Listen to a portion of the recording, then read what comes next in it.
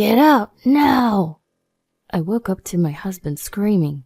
Bleary-eyed, I sat up in bed, glancing around anxiously, thinking something had happened, but everything was silent.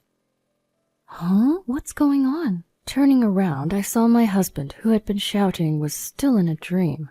Could it be sleep-talking? My husband Liam often talks in his sleep. This wasn't the first time I've been awakened by his late-night chatter, but today's words were a first, and I couldn't help but let out a wry laugh. What's this about? Get out? Then, as if responding to my words, my husband started to say something shocking. Upon hearing it, I trembled. Could this really be happening? That's how I, a woman who had spent 40 years with her husband until retirement, decided to get a divorce. My name is Vida, and I'm 63 years old. Liam and I have a son, but he moved out 5 years ago after getting married. We finished raising our child without any major incidents, and despite some ups and downs, I thought we were getting along pretty well as a couple. My husband is supposed to retire next month on his birthday. Back when we were in our 50s, we'd laugh and say things like, after retirement, let's move to a rural area in the mountains and try farming. We could ski all winter. Or, it'd be nice to travel around the U.S. in a camper van. But as retirement approached, those kinds of conversations stopped altogether. Of course, I didn't really want to ski all the time at this age, but we're still physically fit, and I thought it'd be nice to travel together. So, I was considering celebrating my husband's retirement by staying at a fancy inn we wouldn't normally go to, and I was in the middle of looking up various places online. But then, get out, now! The words he said in response to my comments after that sleep talk were unbelievable. Emberlyn, my wife, has found out about the affair. It'll be bad if she comes. My soundly sleeping husband was gripping the blanket, groaning and moving his head. Emberlyn? The moment I heard that name, I started shaking with anger. If things go on like this, our plan will be ruined. His sleep talk continued. Is that so? Then I'll really ruin that plan for you. I'd been with him for 40 years, and I thought we were about to start a peaceful new chapter of our lives, but from that day on, I found myself heading in a direction I'd never thought of before: divorce. The next morning, my husband woke up at his usual time and was eating the breakfast I'd prepared for him as if nothing was amiss. You were talking in your sleep more than usual last night. Really, I've been busy with work handovers and such. Maybe I'm stressed. You have to take care of your health to do a good job until the end. Yeah. He seemed to have no recollection of last night.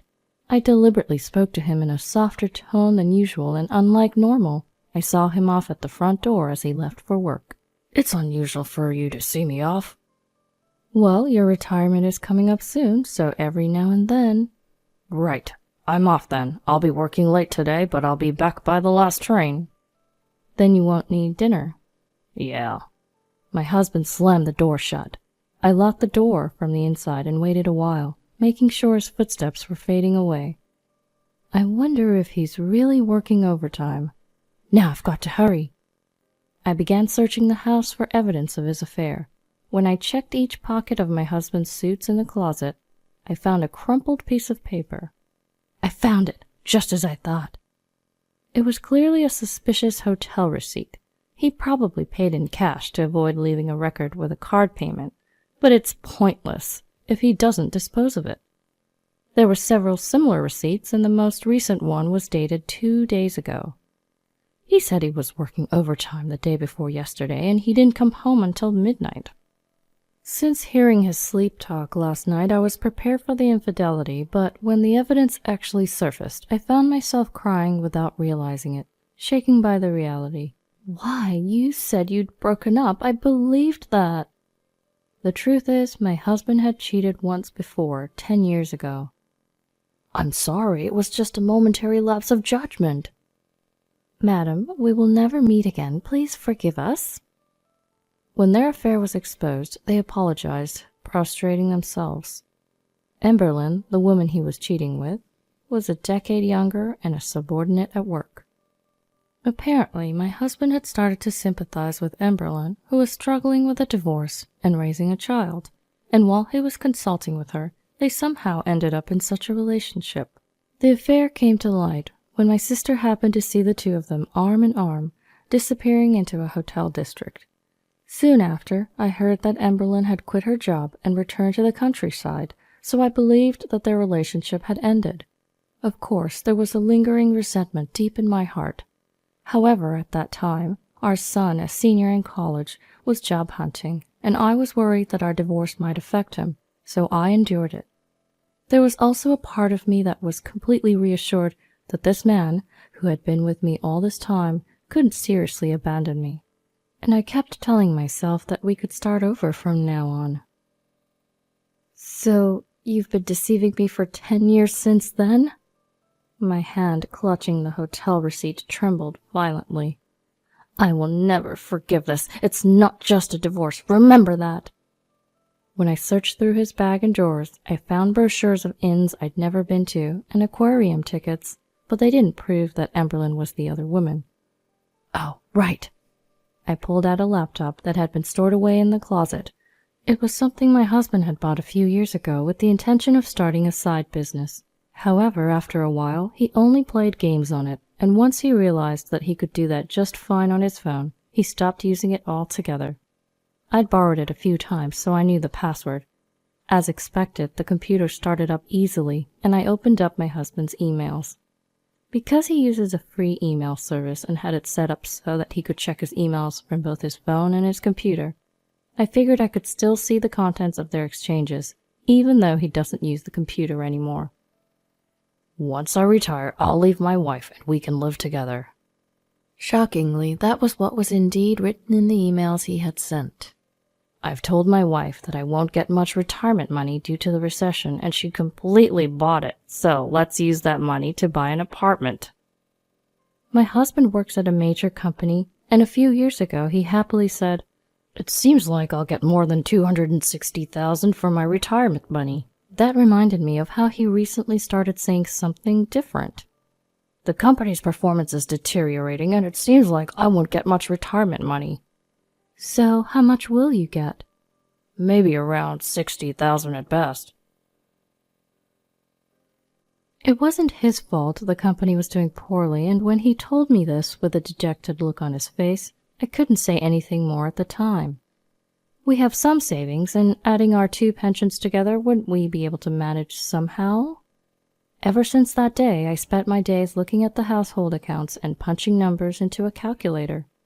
After my husband's retirement, we planned to go to the movies and eat out once a month, take a few trips a year, and so on. If we pared back our envisioned post-retirement life a bit, well, quite a bit, we'd probably be able to manage.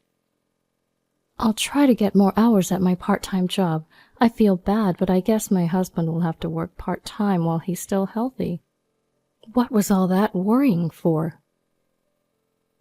Does your wife really have no idea about us? Even if she finds out, she'll forgive me if I apologize.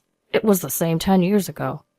She believes we completely broke up then, so it's fine. Ha ha ha ha. The email was filled with words that seemed to mock me. I'll get $260,000 as retirement money, but I told my wife I'd only get $60,000. So when we divorce, I'll just give her half of that, $30,000.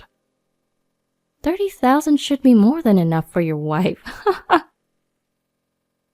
On the day of my retirement, I'll hand her the divorce papers. Then we can start our new life in the apartment we bought yesterday. Seeing a heart symbol in the email of my soon-to-be 65-year-old husband made me feel sick. An apartment they bought yesterday?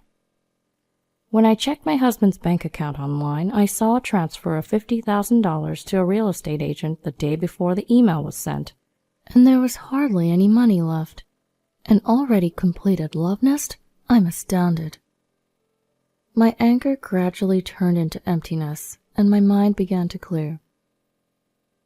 I'll grant your wish and divorce you, and I'll do it in a way that benefits me as much as possible. I continued to use the internet to search various things about divorce. Ah, I see. I can also get consolation money from the mistress. It seemed that the affair from 10 years ago was past its statute of limitations, but if it had continued since then, that's a different story. Come to think of it, I have it. I rummaged through the closet and pulled out the diary I had written 10 years ago. I turned the pages and found a piece of paper I had inserted at the date when the affair was exposed. Just as I thought. After glancing through the contents and grinning, I immediately called the law firm I had been researching online. I was determined to accomplish everything without him noticing by his birthday, which is also his retirement date. A few days later, my husband came home unusually early and looked around the room. It seems like a lot of stuff is missing lately. I've been throwing out things we don't need. It's quite the trend now. I had already decided where to move after the divorce and had been gradually moving my stuff. I was inwardly panicked, thinking he might have noticed, but my husband, who seemed to have lost interest in me, didn't seem to understand anything. Hey, my mother wants to rebuild her house, so I've decided to help her with our savings. What? Of course, I've given all my savings to my mother. It can't be helped if it's still not enough. But we have our future life to consider, too. You're working part-time, so it should be fine. But then we'll have almost no savings left. It's okay, we'll get $60,000 as retirement money. He's probably trying to decrease our shared property to minimize the amount he has to give me. But I never thought he would resort to such a petty tactic. Well, I was planning to take you to a fancy hot spring inn to celebrate your retirement. Huh? I don't need that. Why not? Well, it's pointless to travel with you at this point. I didn't miss the momentary look of discomfort on my husband's face. Of course, he wouldn't think of going on a trip with me, whom he plans to hand divorce papers to on his retirement day. After retiring, I was thinking about doing various things like traveling around just the two of us, skiing and so on. You know, it's what you were talking about before. As I deliberately spoke in a bright voice, my husband became even more sullen. What can you do? Are you saying we should live in luxury while my mother has to endure hardship? That's not what I'm saying. I just wanted to enjoy a peaceful time together after your retirement. My husband grimaced and fell silent. Up until recently, I was serious about that. But guess what? I don't want to go with you anymore either. Too bad. I bitterly muttered to myself inside my heart. Then came my husband's retirement day. I prepared a feast on the table and set off a cracker as soon as my husband walked into the room. In contrast to my beaming smile, my husband had a cold, mask-like expression on his face. Congratulations on your retirement. Let's get divorced. What? You're kidding. Having simulated this moment over and over in my head, I dramatically feigned shock and began to sob like an actress. I'm sorry, I'll give you half of the $60,000 retirement allowance as a property settlement, so please forgive me. We don't have any other shared property. No, I don't want a divorce. I'm sorry. With that, my husband left the house. All that was left was a divorce paper with my husband's name already filled in. Well then, on to the next plan. As I promptly filled in my name on the divorce paper, I raised a toast and ate the feast alone. The next day, I was standing in front of a luxury apartment that my husband had reportedly bought with another woman. When I pressed the room number at the entrance, a woman's voice responded. You're Emberlyn, right? Liam's wife? Ah! The surprise in her voice was so unexpected that I had to stifle a laugh. Is your husband home? Could we come in? No way! Go home! You two don't have the right to refuse us. Huh? What do you mean? Who do you think the woman with me is? She's a lawyer. What? Would you prefer to discuss this right now or go to court? Through the monitor, my husband Liam appears, and the two of them are having some sort of discussion. Do you want us to come in or continue talking here at the entrance? If we keep this up, all the neighbors will know about your wrongdoings. Are you okay with that? Fine, come in. And so I stormed into the love nest of my foolish husband and his mistress, accompanied by a lawyer. Once inside, my husband bombarded me with questions like, How did you find out? And how did you investigate this place? But I ignored them all. Then the lawyer next to me presented a divorce agreement to the two of them. Property division, $195,000. Consolation money, $195,000. A total of $390,000. What the hell is this? Seeing the contents, Liam and Emberlyn were left with their mouths agape. There's no way we have that much money. Why not? Retirement payment of $260,000, $80,000 given to your mom, and $50,000 for the down payment on this apartment. If you add it all up, it's exactly $390,000. Please pay promptly. I told you my company's retirement payment was only $60,000. It's too bad you tried to trick me. The lawyer has already contacted the company and investigated. All of this is shared marital property. The lawyer next to me nodded in agreement. Emberlyn, we're also asking you for $50,000 in consolation money. I don't have money either. If you don't have money, you can't pay. Please forgive me. I'm begging you. Suddenly, my husband knelt down in apology, and Emberlyn did the same next to him.